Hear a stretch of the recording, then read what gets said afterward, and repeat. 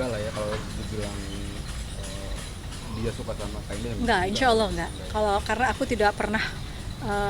tidak pernah ganjen di depan semua pacar teman-teman aku juga nggak pernah apa sih, tidak pernah memberikan apa yang namanya Ruang. respon atau ruang, dan aku tidak pernah WA duluan. Aku sering WA ke laki-lakinya ini pun karena suruhan. Aku suruh, misalkan dia lagi berantem, kakak aku lagi berantem kak, tolong WA-in dia, tapi isinya begini. Mau WA aja isinya disuruh. Isi WA-nya tuh harus kayak gini kak, ngomongnya kayak gini, jadi gitu. Jadi makanya aku bersyukur sekarang, ya Allah, tidak ada lagi yang negatif dalam hidup aku nggak ada orang disuruh suruh ini suruh itu, dan itu buat pelajaran buat aku. Kalau ada yang mau suruh aku, mau minta tolong begini begitu, close buat aku.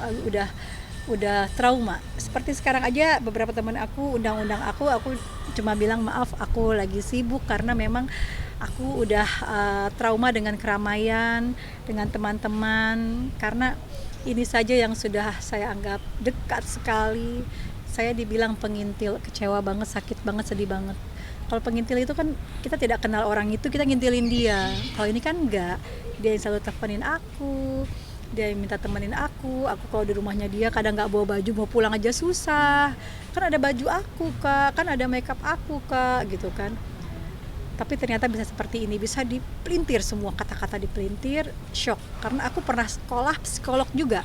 Saya pernah sekolah psikologi, saya cuma berpikir gini, waduh serem ya orang ini ternyata jadi bipolar ya gitu. Jadi dia bisa memutarkan balikan fakta dan bisa merubah moodnya menjadi 180 derajat. Nah, banyak juga nih netizen yang bilang waktu pendekatan Kak Indah dengan perempuan itu gimana sih Kak Indah dengan, atau makan tidurnya selama, dibilang Kak Indah numpang gitu sama. Nggak ada numpang, gimana aku mau numpang? Yang ada tuh aku mau pulang nggak bisa. Yang ada kalau aku mau makan aja susah. Aku kan di rumah princess. Semua teman-teman aku tahu. Aku kalau di rumah tuh aku ngomong aja, aku mau makan tongseng. Nggak sampai 10 menit ada. Aku pengen makan sup kambing, ada. Aku pengen makan ayam goreng, ada. Aku pengen makan apapun, ada. Dilayanin. Bukan cuma dilayanin, semua sigap. Karena aku memberikan uang kepada orang yang bekerja di rumah, jadi mereka ketika aku pengen beli apa-apa, mereka nggak kebingungan, nggak punya duit nih gitu. Nah saya ini saya harus bicara juga. Saya di rumahnya dia mau sarapan aja bingung, karena nggak pernah ada apa-apa. Saya yang memberikan uang kepada mbaknya. Kok nggak ada, masak nggak punya apa-apa, aku kasih uang. Jadi kadang mereka aja tuh kalau aku dari luar kota bareng sama perempuan ini, kamu makan apa? Iya kita nggak punya duit, kita nggak, gaji kita udah belum dikasih, uang aku habis, jadi aku mau beli telur nggak punya duit, paling saya kasih duit gitu buat mereka makan. Ini terbalik ya, aku jadi saya numpang. Kecuali maaf saya nggak punya rumah, kecuali rumah saya miskin, mungkin saya tinggal di rumahnya dia enak. Nah saya di rumah tinggal enak kok, kolam renang saya di rumah saya bersih, kasarannya seperti itu. Saya kalau mau mandi berendam, mau berendam bubble, mau berendam pakai bunga, tinggal ngomong aku mau berendam, itu langsung disiapin gitu. Jadi ini kan aku di rumah orang ya, menurut aku, jadi aku masih punya etika kayak gitu kan. Ketika di kamar mandinya dia tamu itu kan nggak ada batapnya ya, aku tuh kan maaf bukan aku kayak kurang nyaman gitu. Aku biasa mandi di batap gitu kan. Jadi kalau dibilang numpang, maaf, saya punya rumah yang layak juga saya tempati, dan saya nyaman di rumah saya.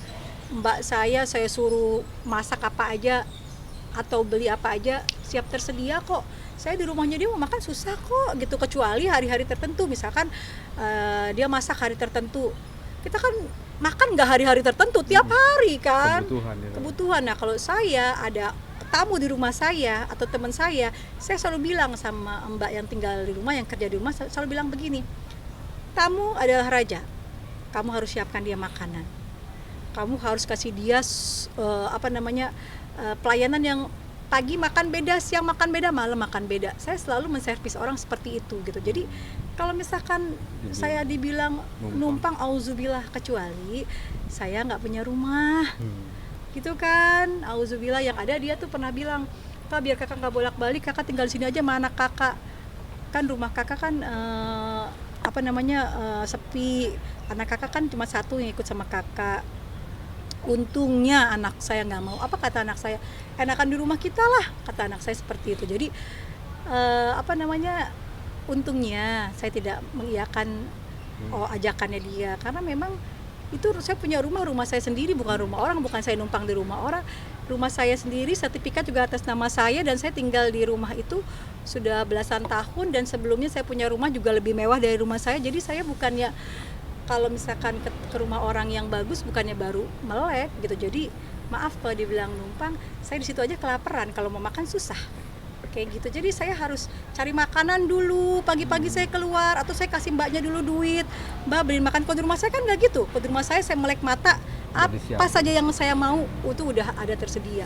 Saya bilangnya dari malam, atau saya WA ke mbak saya besok mau makan ini, itu pagi sebelum saya buka mata udah tersedia. Dan ketika saya keluar dari kamar, tanpa diomong, mbak saya sudah kasih saya minuman air hangat yang pakai madu sama pakai lemon, itu udah selalu. Jadi kenapa harus di rumah orang? Udah di rumah orang itu udah saya beban kalau setiap pagi-pagi, gue kagak ada yang ngayarin minum gue nih gitu kan. Di rumah saya kan saya kayak princess gitu. Saya kan di rumahnya dia tuh karena saya mau pulang aja susah, Mas. Kadang pulang tuh jam 3 pagi nunggu dia tidur loh. Coba, itu beban kan buat saya. Tapi terima kasih ya Allah, ternyata dengan kejadian ini Allah membukakan mata hati saya disuruh fokus sama Allah bahwa Allah sayang sama saya. Oke. Kak Indah sendiri bakalan membuka jalur damai nggak sih Kak ke depan Kak sama dia? Karena kan kalau mama saya pribadi sih sakit hati ya, karena dibilang katanya anak saya pengintil, dibilang anak saya katanya keluar negeri jadi apa inilah itulah. Lah, anak saya itu keluar negeri dari zamannya masih SMA. Emang seneng jalan-jalan ke luar negeri. Jalan-jalan ke luar negeri nggak perlu ada misi, nggak perlu ada misi ini dan itu. Kalau keluar dia jalan-jalan ngapain, ngabisin duit. Itu kamuflase dia aja kali. Aku pernah kok digini, kakak ngapain sih jalan-jalan ke luar negeri terus ngabisin duit? Kan hidup saya memang ngabisin duit, ngapain kita numpukin duit, besok kita sakit dan mati, kan gitu.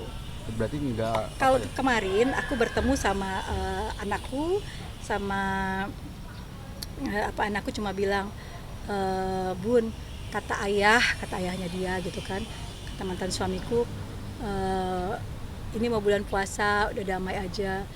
Oma udah sakit hati, Oma tuh mama saya udah sakit hati karena Bunda diinjak harga dirinya di sini. Di sini Bunda dan Oma hanya mau menegakkan kebenaran bahwa saya tidak seperti yang diomongin sama orang itu gitu. Dan dia masih tetap selalu jelek-jelekin saya seperti itu. Berarti agak susah ya untuk membuka jalur damai gitu ya.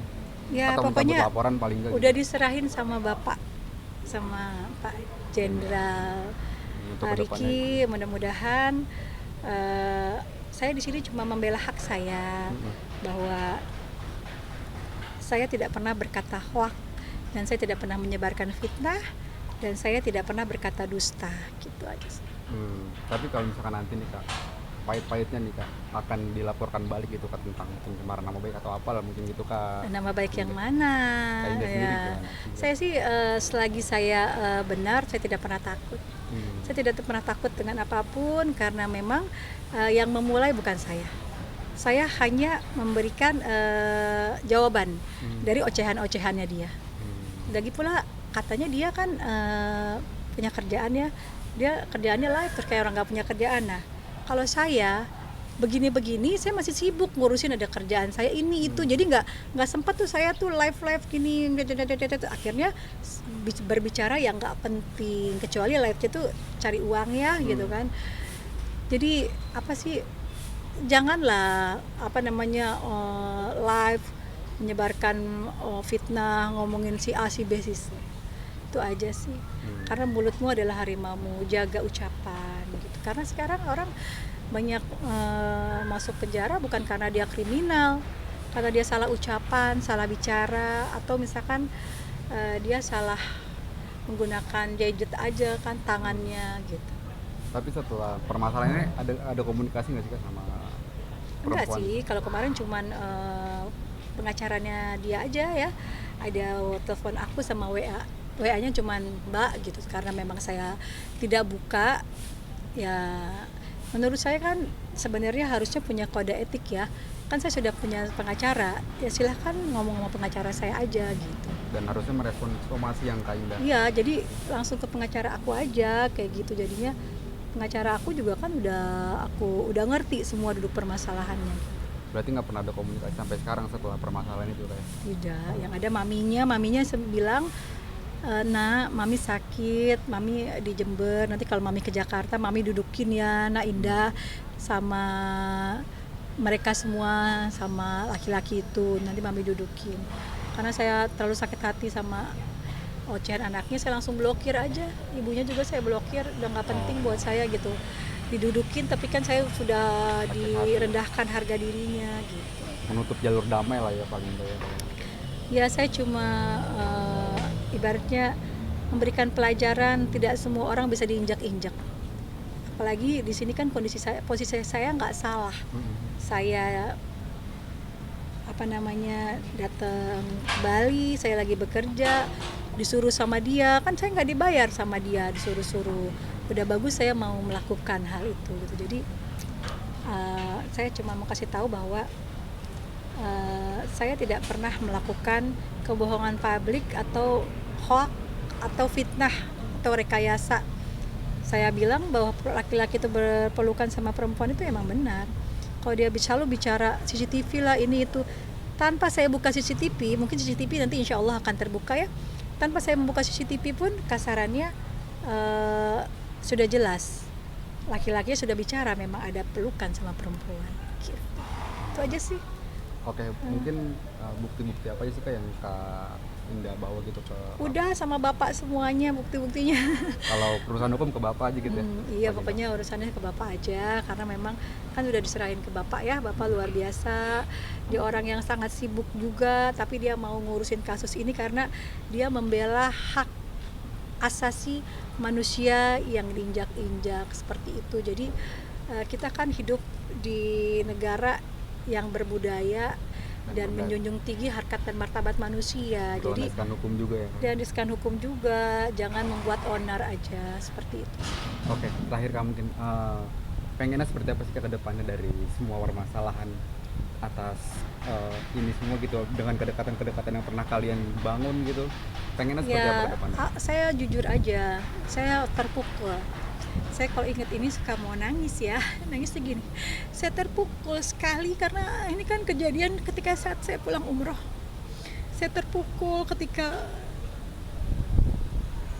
pulang umroh kita masih baik-baik tertawa sama-sama. Ya kejadian ini ketika saya pulang umroh, saya ketemu dia tanggal 13 Desember, tanggal 15 Desember saya memberikan kue ulang tahun dan kado ke rumahnya. Tapinya ibarat kata malah saya disuruh pergi karena katanya laki-laki itu mau datang. Harusnya kan tidak sejahat itu. Dia mau balik lagi silahkan, tinggal bilang, gak usah marah sama saya, karena saya pada saat itu posisi saya disuruh. Saya membuat status Instagram juga disuruh. Saya komunikasi dengan teman wartawan juga disuruh. Kan padahal saya mau bilang no comment, dia bilang lihat seperti yang kakak lihat. Di situ aja dia udah bohong, dia bilang saya pulang dari Bali bawa bukti video, enggak ada saya bicara seperti itu. Saya berani disumpah apapun. Memang foto yang saya bawa hanya foto itu, karena memang dia kabur, saya hanya foto laki-lakinya. Dan ini buat pembelajaran dalam hidup saya bahwa kedekatan kita dengan siapapun, berbuat baik kita dengan siapapun, semuanya bisa hilang dengan seketika. Ya, dengan kejadian ini itu pembelajaran hidup yang luar biasa buat aku. Jadi sekarang aku harus lebih hati-hati. Aku dekat sama siapapun sekarang aku punya rasa ketakutan, punya rasa trauma yang luar biasa karena aku takut dimanfaatin. Aku rasa ketakutan aku lebih banget sekarang. Jadi aku cuma bilang sama Allah, ya pengen banget dideketin sama yang baik-baik aja ya Allah. Tapi tetap aja itu kan hanya keinginan. Rasa trauma itu nggak bisa hilang begitu aja. Trauma aku tuh sekarang kalau teman-teman aku telepon, aku jarang angkat telepon. Aku tuh sekarang sorry, maaf banget gitu. Aku jarang banget angkat telepon dari teman-teman aku. Punya rasa trauma yang aku takut pembicaraan aku apa direkam nih, apa pembicaraan aku nanti diputerbalikan nih, apa nanti dia WA aku cuma mau sesuatu atau mau apa. Jadi aku punya rasa ketakutan yang seperti itu. Sekarang aku lebih banyak untuk kegiatan aku sendiri, dekat sama Allah. Dan sekarang aku kalau nggak olahraga ya aku paling sering itu di Bogor, ada di situ ada rumah yatim anak, ada rumah doa anak yatim. Aku sering banget di sana. Aku sering banget sama anak-anak yatim itu, jadi aku lebih ngisi dengan kegiatan yang positif. Kalau aku memang lagi senggang, lagi nggak ada kerjaan gitu. Berarti dengan kata lain Kak Indah sendiri sebenarnya menyayangkan hubungan kalian berdua nih, gak cuman karena sudah sakit hati, sudah terlampau mendalam gitu sebenarnya dia Iya, jadi mau kayak nggak mau gitu kayak apa ya? Kayak kok bisa ya gitu. Kayak trauma banget, kayak kok bisa kayak gitu ya gitu. nggak menyangka gitu. Gak nyangka kok diputer-puter balikan gitu ya. Padahal pertamanya kan dia udah, ya kakak, terima kasih kakakku sayang, udah kayak gitu kan. Tapi kok sekarang udah jadi, kemarin itu kok jadi bumerang. Sehari, 2 hari, 3 hari sampai teman-temanku yang bilang, itu kok dia live nyinggung-nyinggung kamu terus ya gitu. Saya bilang ya udah, saya lagi sibuk. Pada saat itu kan emang saya lagi sibuk di DPD, DPP, DPW gitu kan. Lagi sibuk kerja. Tapi lama-lama kok terus-terusan, live terus-terusan gitu. Ya batas manusia kan ada kesabarannya.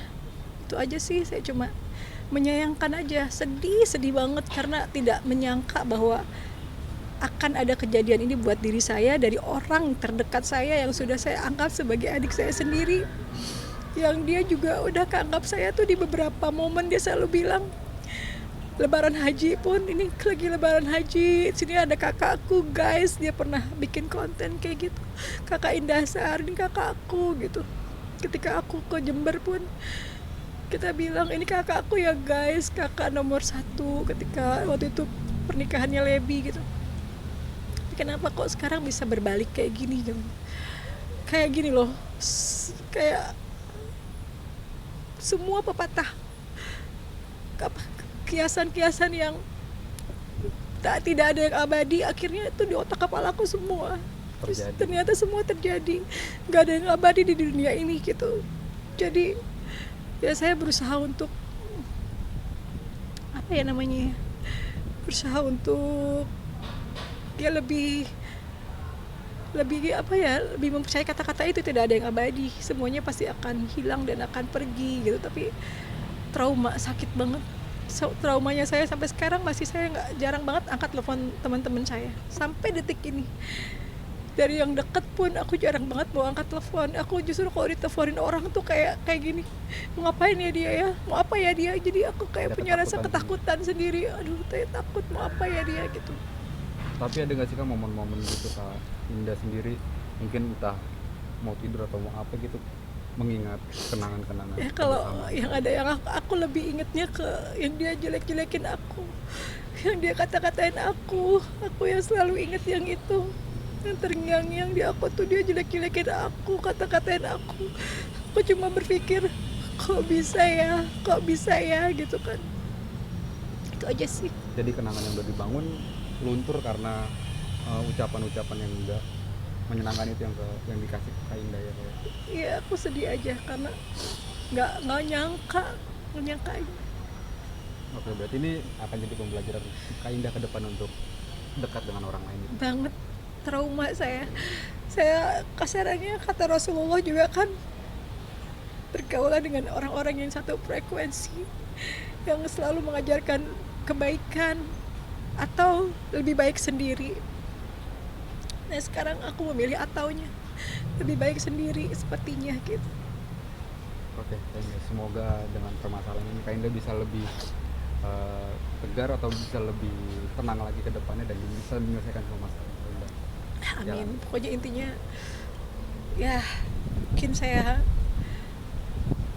lebih ya udah tidak sekarang mempersempit frekuensi pertemanan aja, Membatasi gitu. membatasi semuanya. Jadi aku lebih enjoy sekarang. Pokoknya kalau aku nggak ada di tempat kerjaan, aku nggak kerja, ya aku mungkin di rumah atau bersama mamahku gitu. Jadi kalau nggak ada di rumah mungkin di apartemenku, atau misalkan aku di rumah mamahku gitu aja. Jadi ya aku juga kan ini udah beberapa bulan ini kan emang nggak bisa keluar negeri ya, karena memang kerjaan kan.